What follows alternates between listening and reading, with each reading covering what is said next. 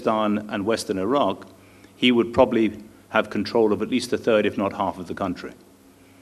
And so the psychological impact that both to the international community, and again, that was just part of this wider role, which is not so kinetic, and therefore I think that our ability to conduct operations in this cerebral space, but using forces where others not so much fear to tread, but cannot tread, is where we would therefore see ourselves continuing to have a role in state on state. I think we have a part to play in support and influence in looking at those nations, whether it be China, for instance, where one can lead to dialogues, friendships, in order to break down some of the misunderstandings which could lead to miscalculations, which would be a fateful error. And so I think, therefore, we can bridge into areas that, that others can't on the state-on-state enterprise. Our rules of engagement are tied very much to British civil law. We don't have any special dispensations, and we operate within those. I often find, as I went through my career, that it almost seemed to be a slightly naval tradition, that they wanted the fine detail of exactly what you could do, whether it was, you know, how you could operate a radar, where it was seen to be, you know, and it applies slightly to the Air Force too. But my view was always that one didn't seek to over-clarify your rules of engagement. The right of self-defense, the right of interposition, was often more than enough to be able to conduct operations very successfully in the conditions that we found, certainly in this last decade, since 2001, and in the period before. So, thank you, General. In lighter vein, the SAS does steal ideas from others, but they don't like their ideas to be stolen. And for that I have proof. When we asked for a joint exercise with the SAS, they plainly told us that we don't exercise with any army in the world, and therefore we can come and train you, but we are not going to share our operational procedures with you. Thank you. Next question, please. Sir, my question is to all the speakers, including the chairperson himself, sir. The SF objectives actually transgresses the military objectives and more so to the political objectives, sir. Within the military forum, sir, we all are very much aware of the capability and what kind of task that can be given to the SF. But finally, sir, employing them in a strategic task rests with the politicians, sir. How are they being educated about the special forces capabilities in the other countries, and maybe and what are our own ways of actually telling the politicians what we can do or what we cannot do? The question why I'm raising was our employment during the Sierra Leone hostage rescue mission. So there was a lot of ambiguities as to who's going to employ us at what time frame, because finally it is a call will be taken by the politicians and not by the military hierarchy. So how my question is how it is done in the other countries, and maybe we can learn from that and educate our own polity about it, sir.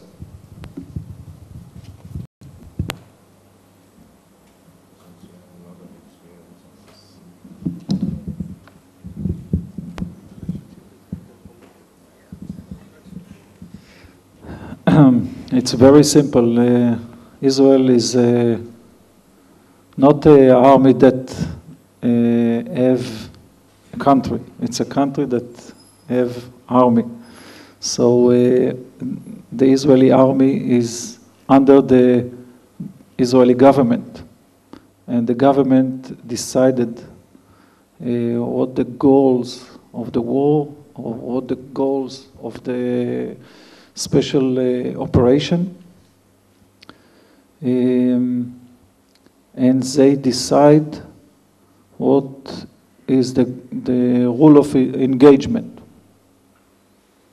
This is the difference between a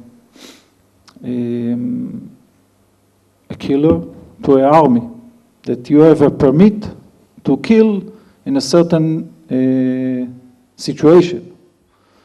And this situation and this permit you get from the politic level. It's give you the license to kill, and it give you the license to act. Otherwise, you are not an army. or you are not special forces. What unique in the special forces, that they work very accurate, very, I will try to make it, to paint it in very gently a way.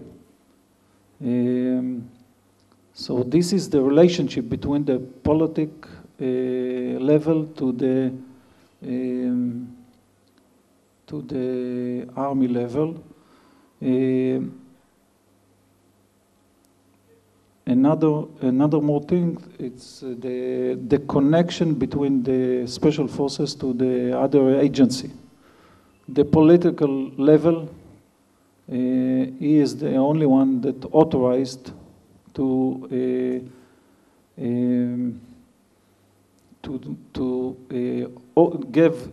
give the order to this agency to cooperate in a certain subject, because all of them under the government, and the army cannot, or the special forces cannot decide it by himself that he want to cooperate with someone from the other agency.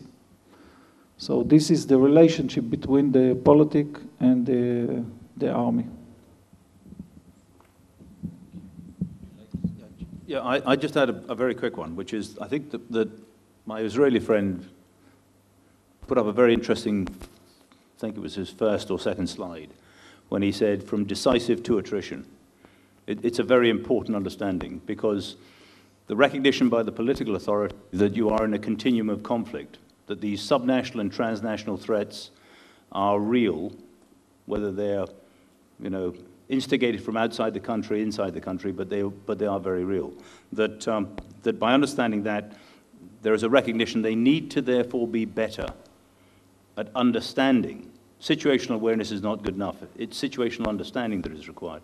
They need a better understanding of your capabilities and your weaknesses. Don't try and impress them. That is a fateful error, because they believe you can do everything and anything at a moment's notice without any further preparation. You need to impress them of your fragility, of how difficult these operations are and how often they can go wrong. That you need to move them from being impressed to actually to being well informed. And I think that is absolutely crucial. My final point would be this, is there is a well-worn phrase which says, fortune favors the brave. Now, there's no shortage of courage in this room. Actually, I read years ago a very nice line written by the Chief of Staff to Panzer Meyer, Kurt Meyer, General Meyer, who you may have questioned his political inclination, but you could not question his combatant authority and his leadership. And it said of Kurt Meyer, fortune favored the competent. You need your politicians and you need your special forces to both be competent, and practice makes perfect. So. Does that answer your question? No. Well, you know our system as well as I do. Our system responds to both the political as well as the military because they are interfaced. The problem lies in agency selection when there are more than one competing authority and someone has to decide as to who's going to do it. And it all depends on how well your own bosses actually went and put across the case. I know of a situation where a country asked us for assistance, and the chosen agency was the armed forces. They were taking time to put their act together because you cannot push conventional forces into action as quickly as you can SF. And the NSG at that time went and said, we will go there and secure the leadership, and the rest will take care of itself. And they did go, they were allowed to go, and this entire operation was not required to be put into motion. And so it was the political bosses who were approached by the NSG bosses who told them, showed them the possibility, and they did it. The same thing could have been done by the armed forces, I can tell you. Because they also have special forces. They were, how difficult and complicated is it to go and secure a leadership? It isn't. But it's just who went out, put the idea across, he got his okay and went. Because all that the political leadership really wants is a degree of assurance of success. They're pragmatic enough to know that you will not succeed every time. But it all depends on your body language. I mean, if you went out and said, I can do it, you 100% will be backed. And that's how it goes. It has nothing to do with people discussing as to whether so-and-so should do it or so-and-so do it. At that time, there were many agencies fishing in that pond. And they finally selected that agency which they considered to be the best in numbers and in skill over the Marcos, who have the skill but didn't have the numbers. So this has to go on because the situation in Mumbai was totally new, and others had, I mean, various agencies had not actually practiced a situation like that. Next time on, it's my bet that you'd have a far better response than you had this time. And this happened in our first hijacking, and subsequently things have been streamlined. This happens all the time. The feedback loop must go in, and it does go in, and you find things next time around better and better. Thank you. Yes.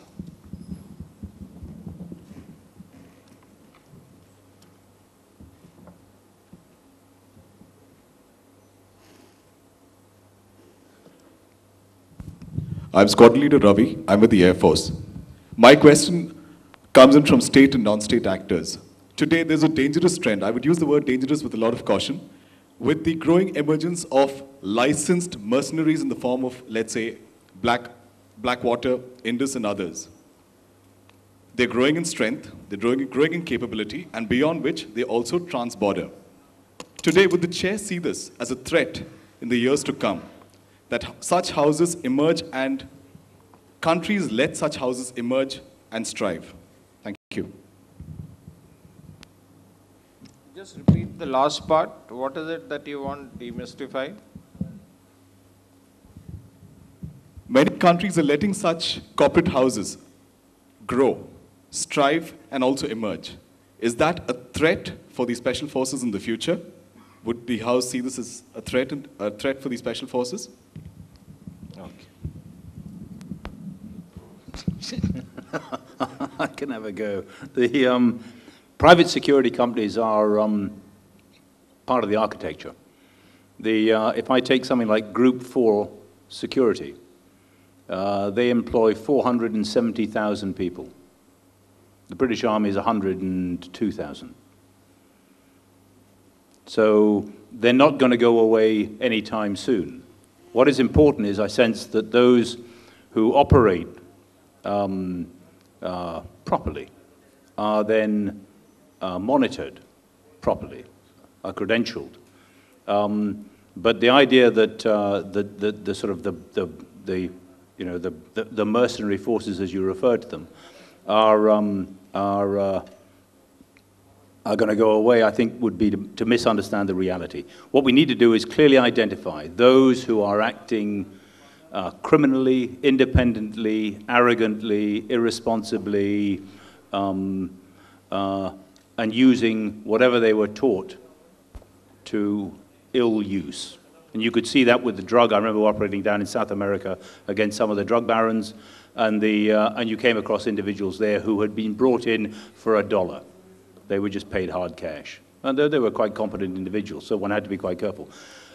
But the vast majority of the private security companies need to be just regulated better than they have in the past. And I sense that is happening each and every step. Executive outcomes is not something you will find too readily out there now.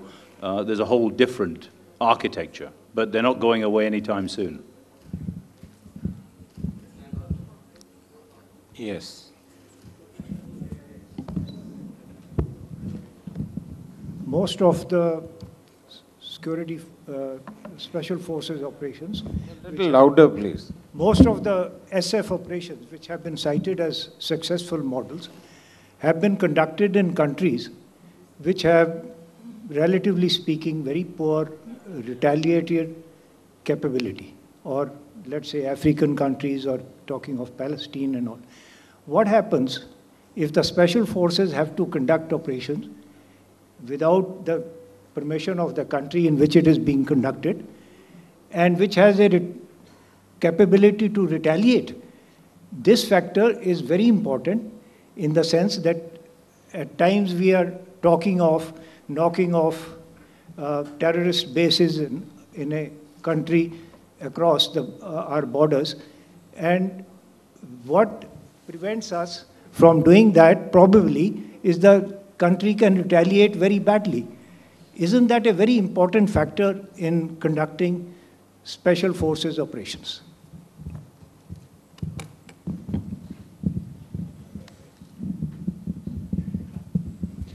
Okay, I will answer that from a German view. Our national understanding is there is no deployment of forces into another country without a United Nations mandate and with our parliamentary approval. So these are the first and two prerequisites which you need to be deployed as a soldier in Germany. So if you are going to be deployed into a country which hasn't invited you, which may occur, then there's no doubt about, if it is mandated in the manner as I already said, you as a soldier, you have to follow the rule of international law, law of war, and the proportionality by the use of your forces and your deadly arms. That's, I think, the key issue. As long as you are operating within this context of law, I think there's no problem from my side of view. So I just add one thing, which goes back to my point I've made about failed and failing states. The assumption is that all the nation states control their population, they control the land, that they have authorities across. You can look at some of the Somalia, for instance, at the moment, is a lawless piece of state. It is not ungoverned, it's just governed as we would not recognize, of which your ability to operate in those is something that the special forces have to be able to do. It is fairly simple when you have a sovereign authority that says, yes, welcome in, or not. But in these gray areas, which are always complicated, are the ones that I sense that one cannot duck the issue from, because occasionally you'll find either your own nationals or there will be some strategic reason that there is a reason to go there. But you're not dealing with a country that it will talk about its authority, but actually be unable to exercise it. And so, that is an important factor that needs to be rolled into it. Obviously, in those conditions, then you are dealing with high risk. And my assessment is that it is too often forgotten by our authorizing authorities that high risk is high risk. They always assume that high risk is somehow that sort of special forces just do high risk and they make it no risk. High risk remains high risk. But these things, somehow I think you have to have the ability to be able to operate in that space, because quite often it is not governed as we would recognize in any form of sovereign authority.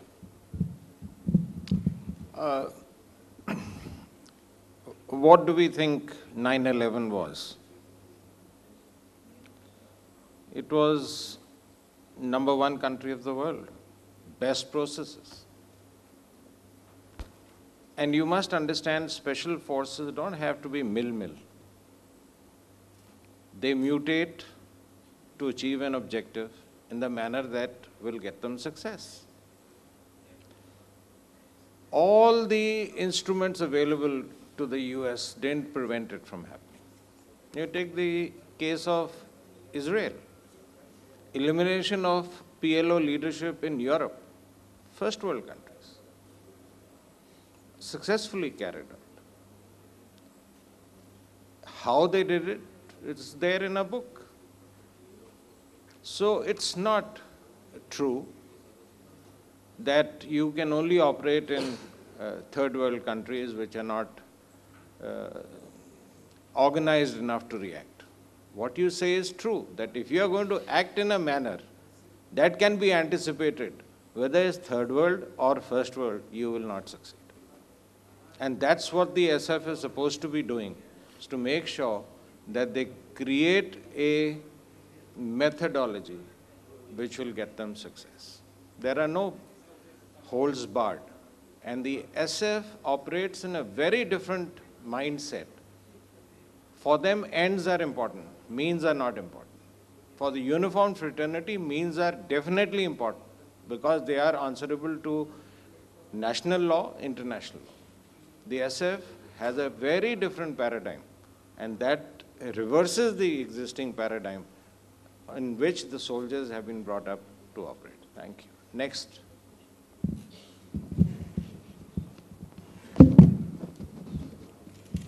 Okay, gentlemen. Yes.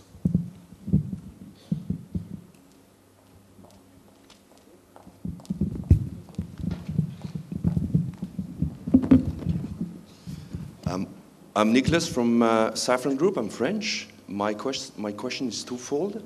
The first question is to all speakers. Could you please elaborate a bit on special cyber operations, which may have been missing from the previous talks and questions? And my second question goes to you, Mr. Chairman. Mr. Baranwal said that India needs a special force national policy. What do you think could be the role of IDS? And what do you think could be the role of CENJOWS in framing up these policies? After you said that special force, and I'm French, where the SOF is highly joint as an approach, which means a close connection between the units and the political leadership. So what do you think in this framework and with this approach could be the role of CENJOWS and IDS? Thank you. Right. I'll answer both the questions for you. Firstly, there is no exclusive space for anyone as far as the SF is concerned. Every space is fair game and fair territory for the SF. And therefore, you can expect them to operate in the cyber space as well. Next, as far as IDS and CENJOWS is concerned, SF are intrinsically combined operations. They're joint operations, the interagency operation. And therefore, headquarters which are structured for achieving this end are ideal for achieving this end. And therefore, that's the contribution that they will make, both in the headquarters and CENJOWS as their think tank will put this whole thing together. Whichever place there is a gap, they will intellectually fill it before you can reduce it to action. With this, I'd like to conclude this session and let you all on to your lunch. And all I can say is that the SF, as we have seen on this dais, has a huge commonality in thinking. Except for small little nuances here or there, the thinking is very, very uniform. It's true that their tasks lie on both the domains, the civil and the military. In fact, most of their tasks actually fall in peacetime, and the rest, of course, is understood. It's not the fourth service. It finds, fixes, and strikes. That's its basic function. It's manned by people who have high IQ, high motivation, they are versatile, adaptable, technologically advanced, and operate along the entire spectrum of conflict, both during peace and war. They try and achieve national goals and support main maneuver. And they can be represented successfully by the iceberg, which says that you see very little and 80% of more is actually hidden, and for good reasons. Because if you demystify, as a conventional mind always would want to, you would end up compromising their methodology. And therefore, there's good sense in what the SAS does that it keeps the mystery going, and that is how it is unique in its application. Lastly, despite what the SAS may tell you of how they won the last war, I will tell you a secret of why the British won the last war. I met a German soldier in the train once traveling from Jaipur to Agra. He was a private. He wasn't a very senior member of the German armed force.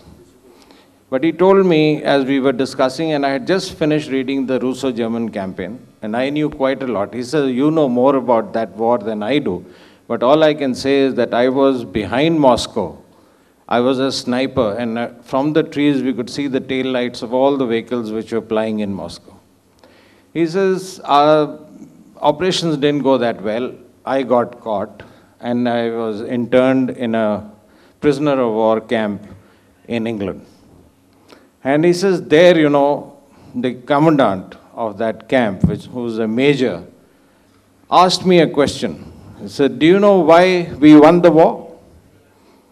So he said, pray tell me, why did you win the war? And you can't question a man who's won the war. So he said, that's because we drink tea and you drink beer. Thank you, gentlemen. And now I would like to close the session and request all members to move for lunch. Thank you. Before that, we express our thanks to all of you for sharing your information, the knowledge, and the experiences. And as a token of thanks and regards, we would like to present the mementos. I request and invite Air Marshal L.K. Malhotra, AVSM, VSM, to kindly present the mementos to the chairpersons and to the speakers.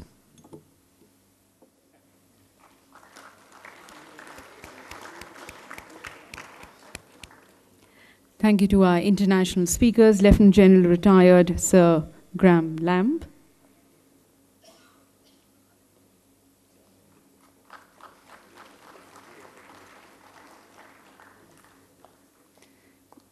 We thank Brigadier General I.L. Eisenberg.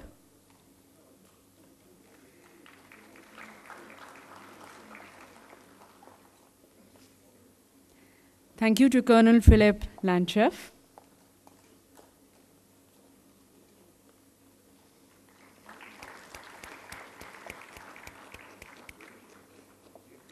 And we thank Brigadier General Retired Hans Christoph Ammon.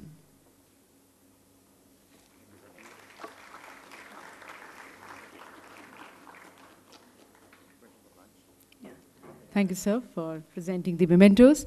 Ladies and gentlemen, we are now going to be breaking for lunch. We are going to be starting our next session at 2:15. So would request you if you can be seated here at 2:10 so that we can start our session on time. And the speakers of the next session, pre-lunch, we had seen the concept of employment of special forces, the foreign special forces, and now we see it in India and the neighborhood. I introduce and invite the chairperson of the session, Air Marshal L.K. Malhotra, AVSM, VSM, Deputy Chief of Integrated Defense Staff Operations. Air Marshal L.K. Malhotra took over as the Deputy Chief of Integrated Defense Staff Operations on December 2010.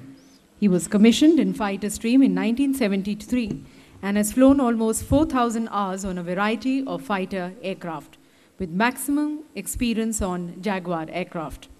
He's a graduate of the National Defense Academy, a qualified flying instructor, an instrument rating instructor, examiner, a graduate of the Defense Services Staff College, and has undergone the Higher Command course at College of Combat, Mao.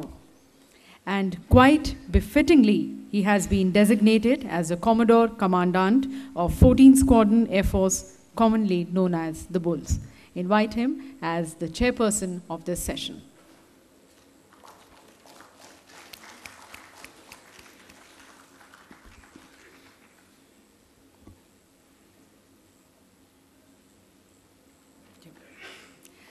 I now invite the speakers of the session. The first speaker, Major General Retired O.B. Sabharwal, SM, former GOC, 6th Mountain Division, Indian Army. He has taken active part in the counter-insurgency operations in northeast India, in Nagaland, and in the Mizo Hills. One of the raids on a guerrilla stronghold in the Mizo Hills earned him the Sena Medal. He saw action in 1962 against China and in 1965 and 71 against Pakistan. He was mentioned in dispatches for gallantry in battle as commanding officer of 9 para commandos. Major General Sabharwal has also commanded 50 Independent Parachute Brigade and 6 Mountain Division. I invite him as the first speaker of this session.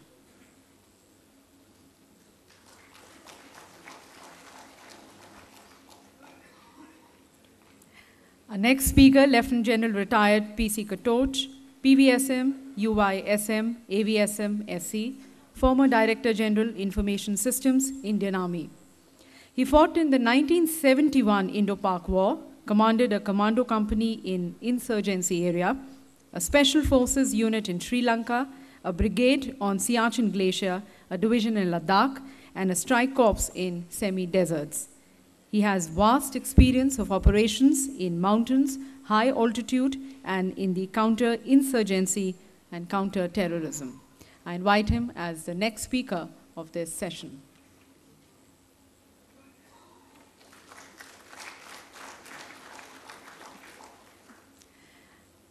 I invite our next speaker, Lieutenant General Retired H.S. Lidder. He's already been introduced, so I would request him to kindly grace the dais as the next speaker of this session.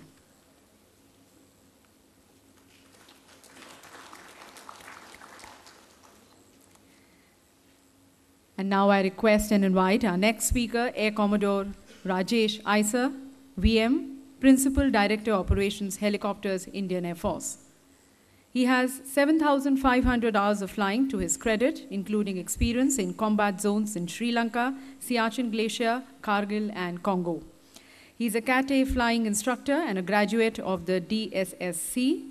He had the opportunity to operate with nearly all special forces units of the Indian Army in various operations since 1983.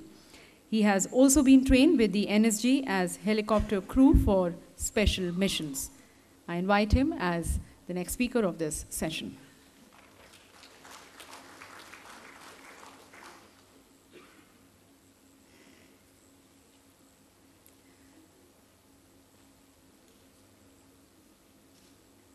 And now I hand over to Air Marshal L.K. Malhotra for the proceedings of this session.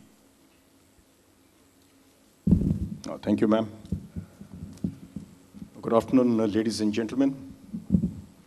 I think it's not going to be a very easy session, especially after such a sumptuous lunch and also with the thinning out of the crowd. But I'm very sure, I think that those who are over here and what we are going to be discussing in this particular session is going to be very, very interesting, especially after what we have heard in the last session on the concept of SF operations in the other countries. And now what we are going to be seeing is what it is going to be or what it is in our country and in our neighborhood.